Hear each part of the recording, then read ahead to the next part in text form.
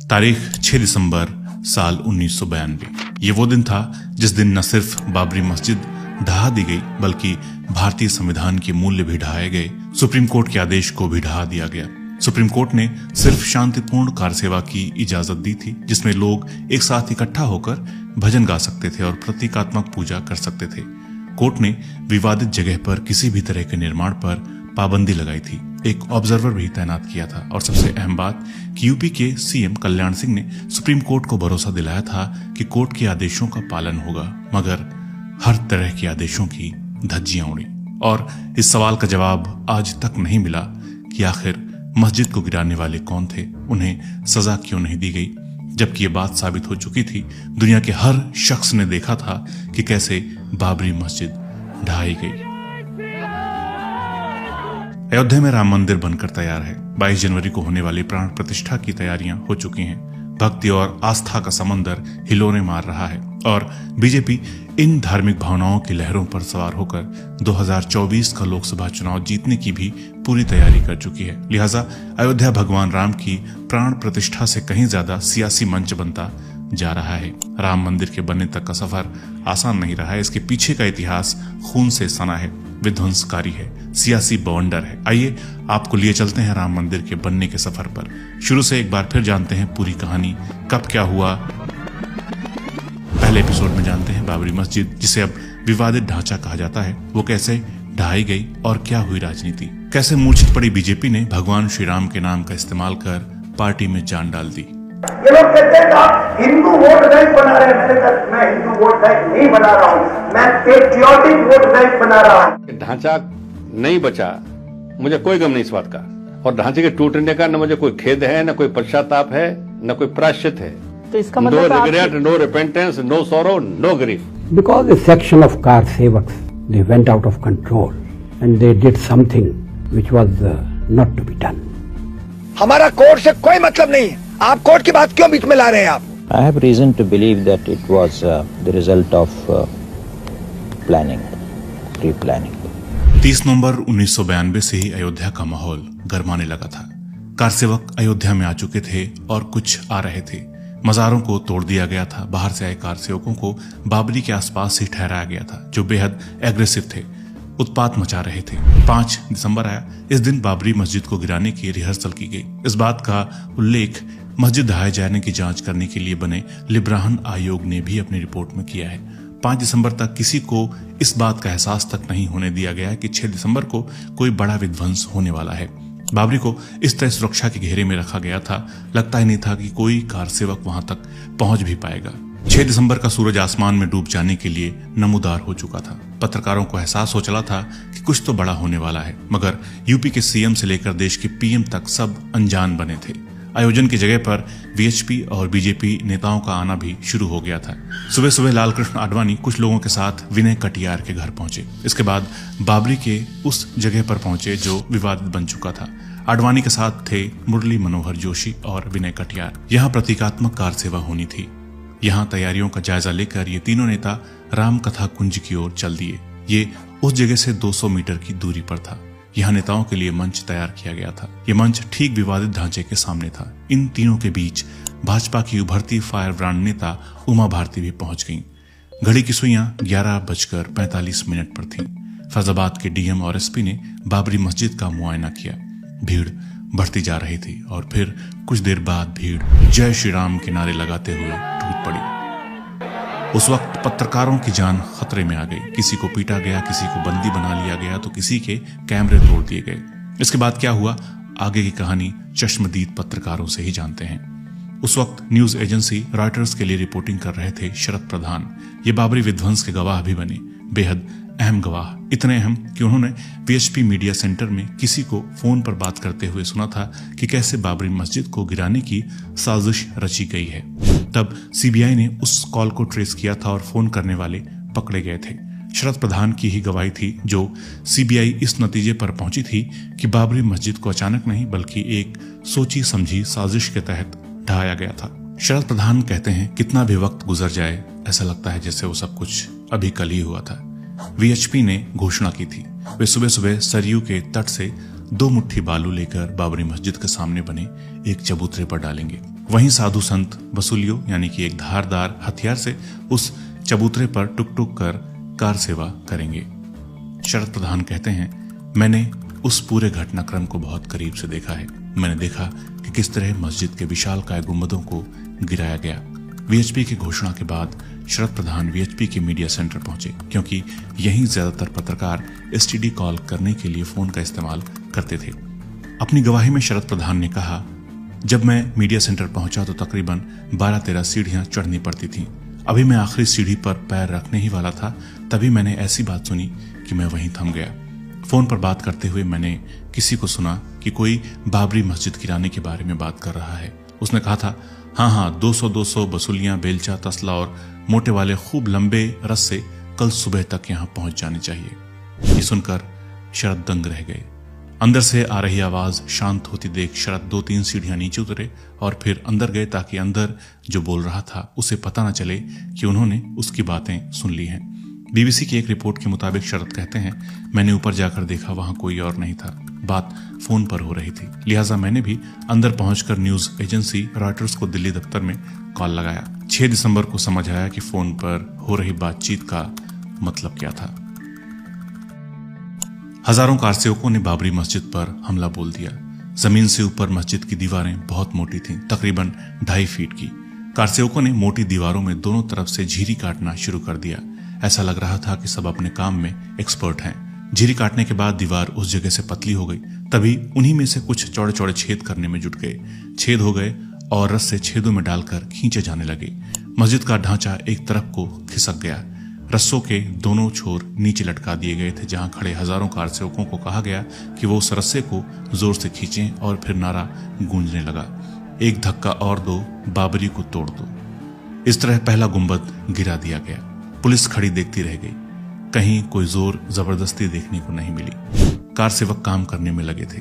पूर्व बीबीसी संवाददाता रामदत्त त्रिपाठी के मुताबिक उस दिन वो मानस भवन धर्मशाला की छत पर थे। वहां से मस्जिद बिल्कुल सामने थी। तब उत्तर प्रदेश की बीजेपी सरकार ने सुप्रीम कोर्ट को गारंटी दी कि मस्जिद को कोई हानि नहीं पहुंचेगी और जज तेज शंकर भी 5 दिसंबर की शाम तक सारी व्यवस्था से संतुष्ट थे।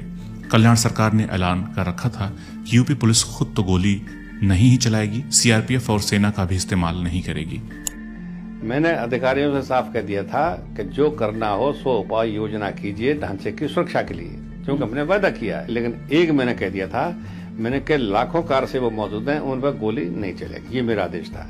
और इसमें अधिकारियों का कोई कसूर नहीं है। अधिकारियों ने तो मेरे आदेश का पालन किया कि गोली नहीं चलेगी। क्यों? कि गोली अगर मैं चलवा देता तो हजारों लोग मारे जाते, स्टैम्पीड में मारे जाते, गोली से मारे जाते। इससे कारसेवकों का मनोबल 7वें आसमान पर था। उनके जुबान पर नारा था, अभी नहीं तो कभी नहीं। करीब 11 बजे भाजपा के बड़े नेता कारसेवा स्थल पर आए, तभी अफरा तफरी अचानक शुरू हो गई। सिर पर पीली पट्टी बांधे संघ स्वयंसेवकों ने लाठियां भांजी। जय श्री राम के नारे गूंजने लगे। मस्जिद पर हमला बोल दिया गया। राम कथा कुंज की छत पर बने मंच से भाजपा और संघ के बड़े नेताओं की अपीलों का कारसेवकों पर कोई असर नहीं हुआ। इस बीच कुछ कारसेवकों ने टेलीफोन तार तोड़ दिए और पत्रकारों को फोटो खींचने से मना करने लगे। पत्रकार डरे हुए थे। मस्जिद ढहाई जा रही थी। पुलिस हथियार डाले खड़ी देखती रह गई और मस्जिद ढहा दी गई, मस्जिद गिरा दी गई, मस्जिद शहीद कर दी गई। बीबीसी के पत्रकार माकटली उस इमारत में थे जहां यह समारोह होने वाला था। वहां पर केसरिया पट्टी बांधे बहुत सारे लोग थे। उन्होंने रिपोर्ट किया था, हमने उन्हें पुलिस बैरियर तोड़ते देखा। पुलिस उनको बिल्कुल भी रोकती हुई नजर नहीं आई। भीड़ बढ़ती जा रही थी। वे प्रेस वालों को भी पीट रहे थे, कैमरे तोड़ दे रहे थे। मैं खबर को लंदन पहुंचाने के लिए फैजाबाद पहुंचा। वहां एक डाकघर में पब्लिक फोन बूथ था। वहां से मैंने लंदन फोन किया और कहा वे मस्जिद को गिरा रहे हैं, पुलिस भाग गई है, हालात पूरी तरह से कंट्रोल से बाहर हो चुके हैं। इसके बाद मैं फिर से अयोध्या जाना चाहता था। कुछ पत्रकारों के साथ वो कार में बैठकर मस्जिद के बिल्कुल पास से गुजर रहे थे।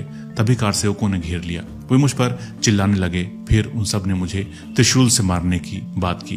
वो चर्चा करने लगे मुझे पीटा जाए या नहीं। कुछ पीटना चाहते थे मगर कुछ ने कहा नहीं, ये फेमस है, इसे पीटना ठीक नहीं होगा। आखिर में उन्होंने हमें मंदिर के धर्मशाला वाले हिस्से में ले जाकर एक कमरे में बंद कर दिया। बाकी पत्रकारों को जाने के लिए कहा क्योंकि वो मेरी पहले की रिपोर्टिंग से गुस्सा थे। मगर साथी पत्रकार छोड़कर नहीं गए तो उन्हें भी मेरे साथ ही कैदी बना लिया।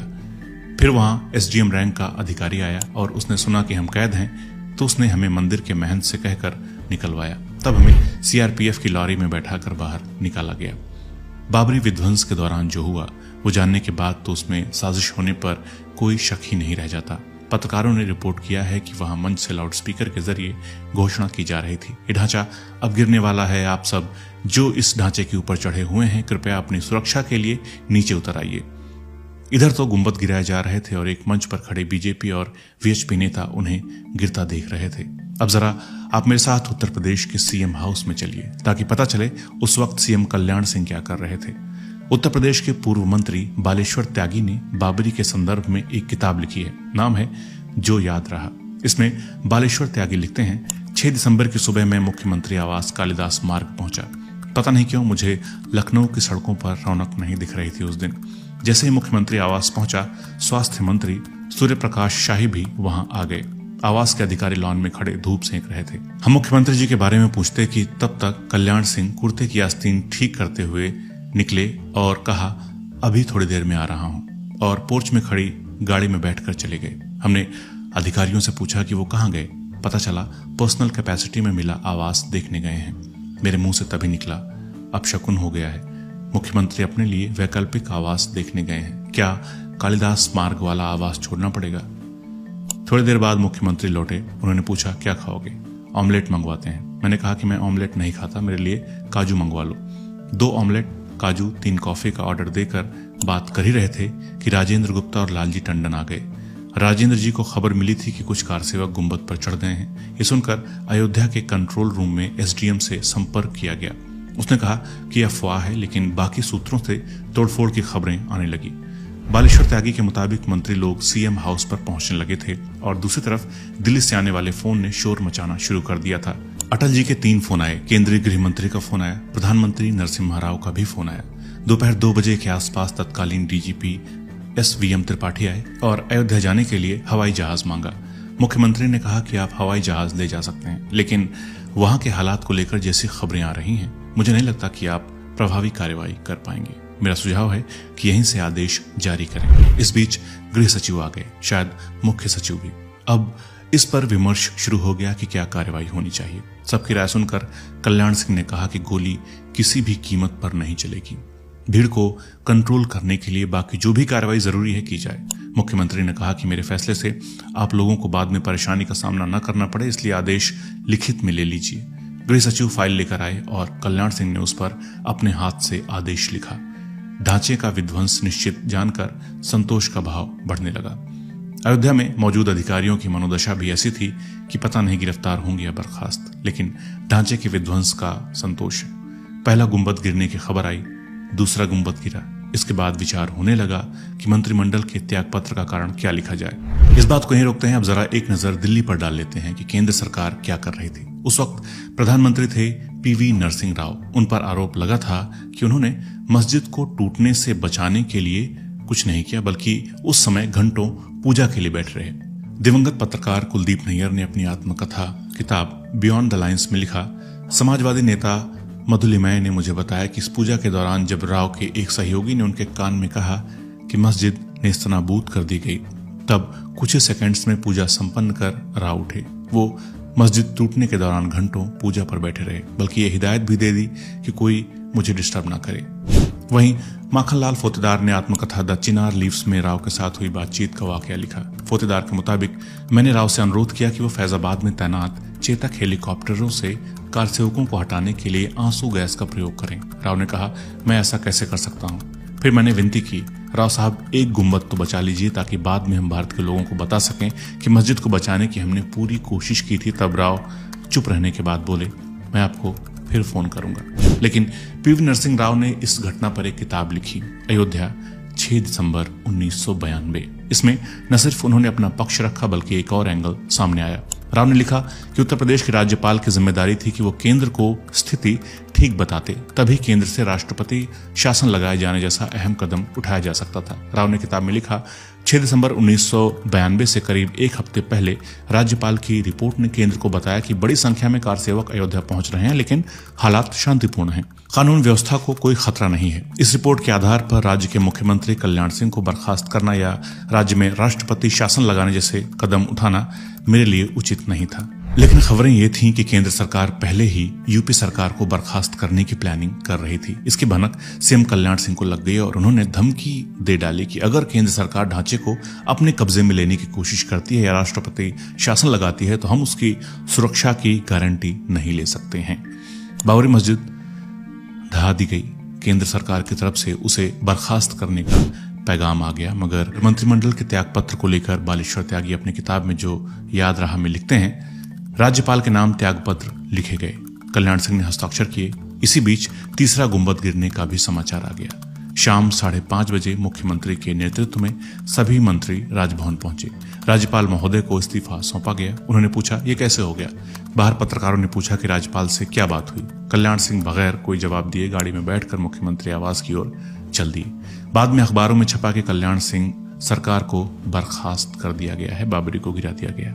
कल्याण सिंह की बीजेपी सरकार भी चली गई, मगर बीजेपी ने जो बीज उस वक्त बोया था वो इस तरह से उपजा कि आज उसकी फसल लहला रही है और उसी फसल को अब बीजेपी साल 2024 में काटने की तैयारी कर रही है।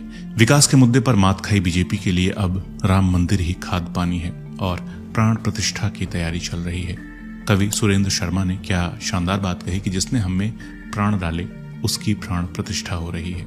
जिसने हमारे में प्राण डाले उसके प्राणों की प्रतिष्ठा हम कर रहे हैं। तो इस एपिसोड में हमने समझा कि किस तरह सरकार, शासन और प्रशासन की कमी की वजह से बाबरी मस्जिद गिराई गई। एक पार्टी को फायदा पहुंचाने के लिए इस देश के सेकुलर ढांचे को भी उसी दिन शहीद किया गया था। अगले एपिसोड में हम जानेंगे कि क्यों गिराई गई थी बाबरी मस्जिद और कैसे बाबरी मस्जिद के गिरने के बाद भारत की राजनीति पूरी तरह से बदल गई। तो चैनल को सब्सक्राइब जरूर कर लीजिए, इसी तरह की बहुत सारी जानकारी आपको यहाँ से मिलती रहेगी। अगर सपोर्ट करना चाहते हैं तो चैनल को ज्वाइन भी कर सकते हैं। तो मिलते हैं अगले एपिसोड में एक नए टॉपिक के साथ। नमस्कार।